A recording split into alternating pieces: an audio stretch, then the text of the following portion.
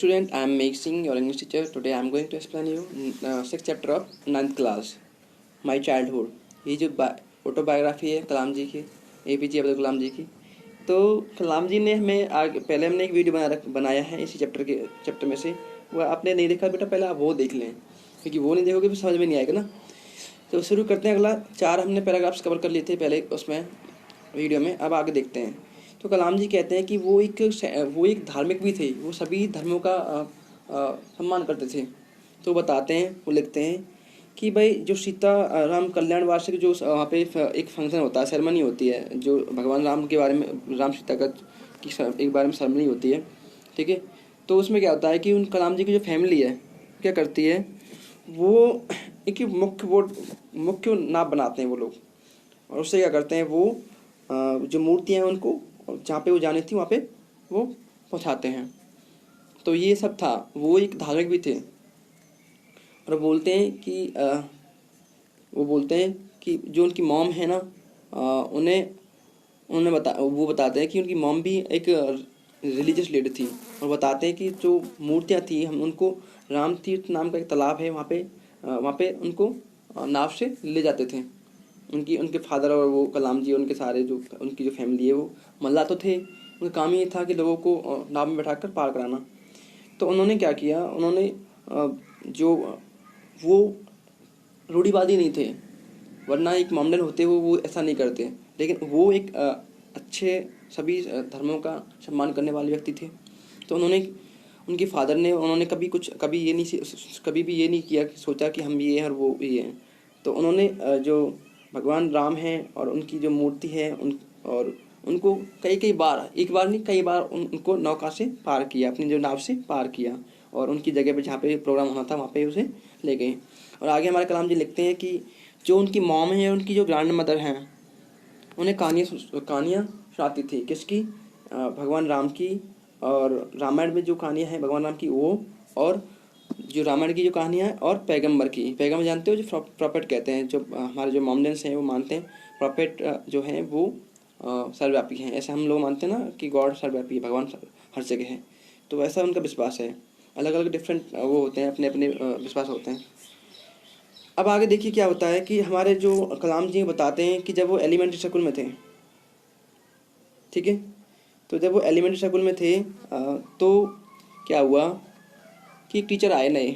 तो उन्होंने क्या किया, कलाम जी को देखा। कलाम जी ने टोपी पहनी हुई थी, जैसे आप लोग जानते हैं कि जो पहनते हैं मुस्लिम लोग। तो उन्होंने टोपी पहनी थी, तो वो पहचान गया कि ये मुस्लिम लड़का है। तो उन्होंने क्या किया, उन्होंने देखा कि भाई रामानंद शास्त्री साथ में बैठा हुआ है, भाई वो क्लोज फ्रेंड थे, बहुत ज़्यादा क्लोज फ्रेंड थे। तो उसने क्या किया, कलाम जी को उठाया और लास्ट में बैठा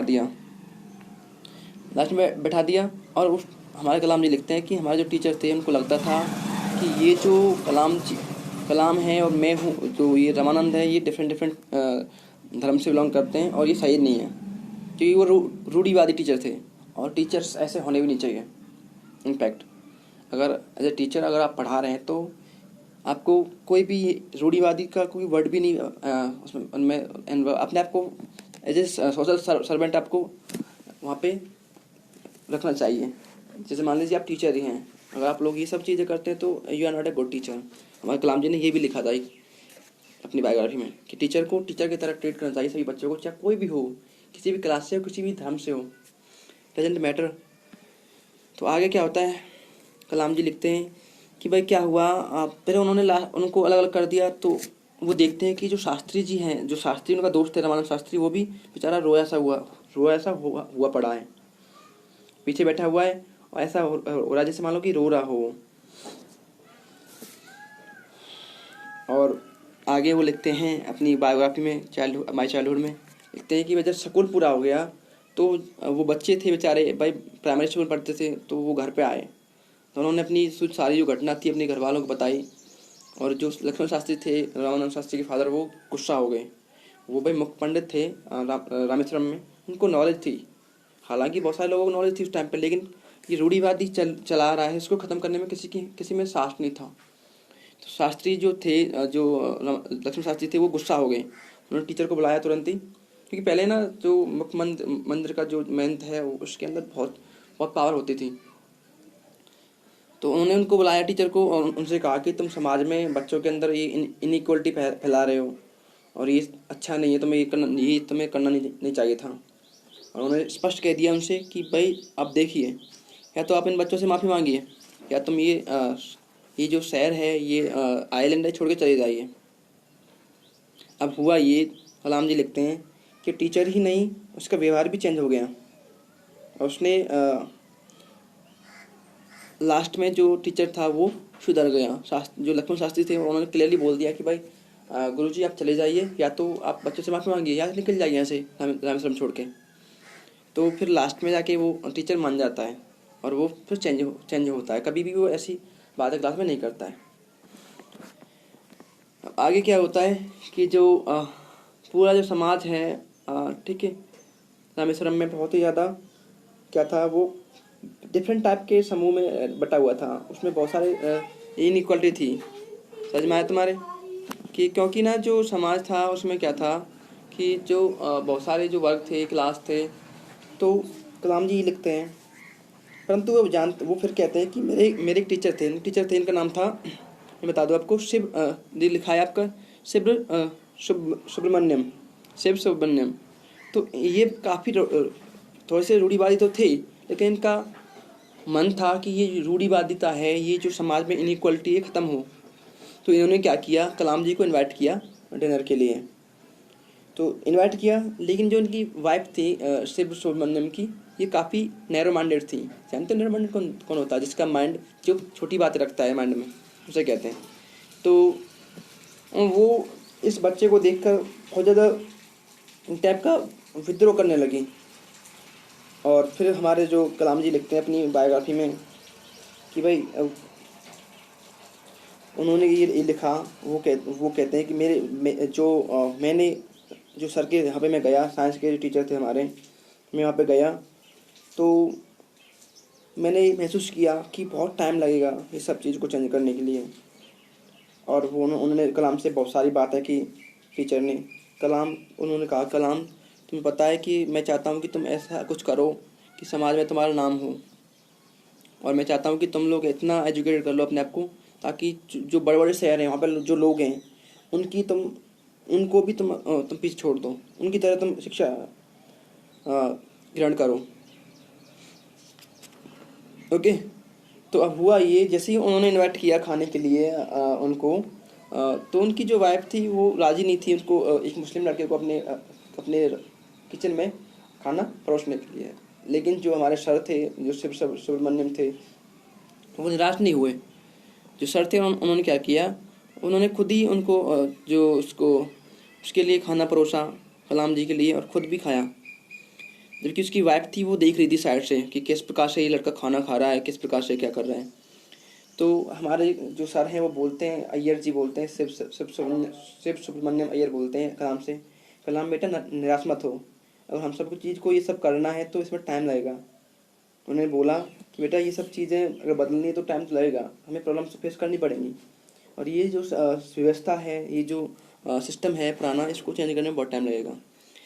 तो कलाम जी को उन्होंने फिर से इनवाइट किया एक बार, हमारे जो सर हैं सुब्रमण्यम अय्यर, फिर से उन्होंने इनवाइट किया। लेकिन इस बार क्या देखा कि इस बार जो उनकी वाइफ हैं उन्होंने खुद ही उस बच्चे को अपनी किचन में ले गई और उसे खाना खिलाया, आराम से उसे प्यार से खाना खिलाया अपने हाथों से। हमारे कलाम जी लिखते हैं कि सेकेंड वर्ल्ड वॉर था वो ख़त्म हो गया, उसकी समाप्ति हो गई, और भारत की जो फ्रीडम थी वो लगभग उसको लगभग ये था कि वो भारत, अब हमारा जो भारत है वो आज़ाद होने वाला है और इंडियंस को अपना खुद का निर्माण करना है। और गांधी जी ने ये बोल दिया उस टाइम पे कि जो पूरा देश है वो आशा से भर गया था। और हमारे जो कलाम जी बोलते हैं, वो कहते हैं कि मेरे फादर थे, उन्होंने मुझे रामेश्वरम छोड़ने के लिए और रामनाथपुरम में जाकर पढ़ने के लिए आज्ञा दे दी, उन्हें परमिशन दे दिया, बेटा आप जाइए, ठीक है, ऐसे बोलते हैं ना। अब मान लीजिए कि रामेश्वरम में इतना अच्छा सिस्टम नहीं था, उन्होंने अपनी स्टार्टिंग की पढ़ाई कर ली वहाँ से।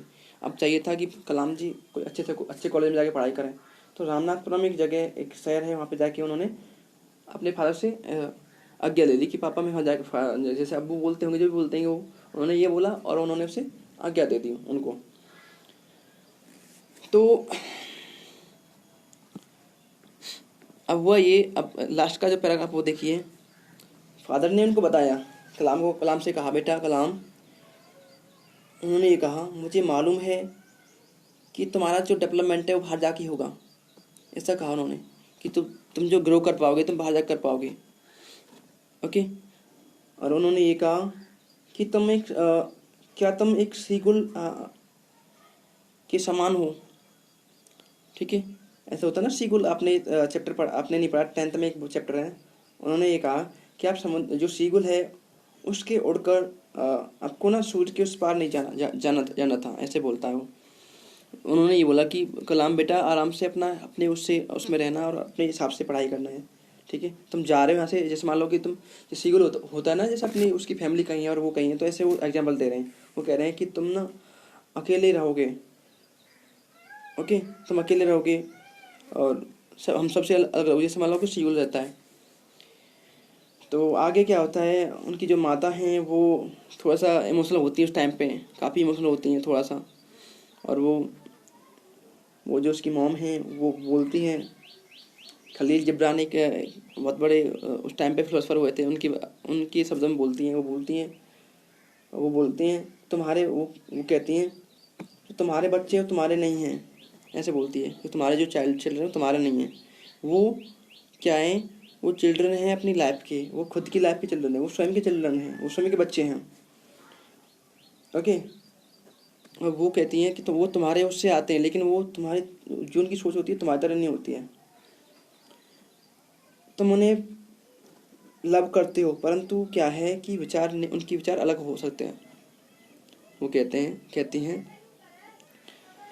तो आगे लास्ट का जो लाइन रह गया उसमें क्योंकि वो बोलती हैं, क्योंकि जो सब लोग हैं, सब जो बच्चे हैं, सब लोग हैं, उनकी अपनी अपनी सोच होती है। ठीक है, इस प्रकार से एंड होता है। थैंक यू बेटा।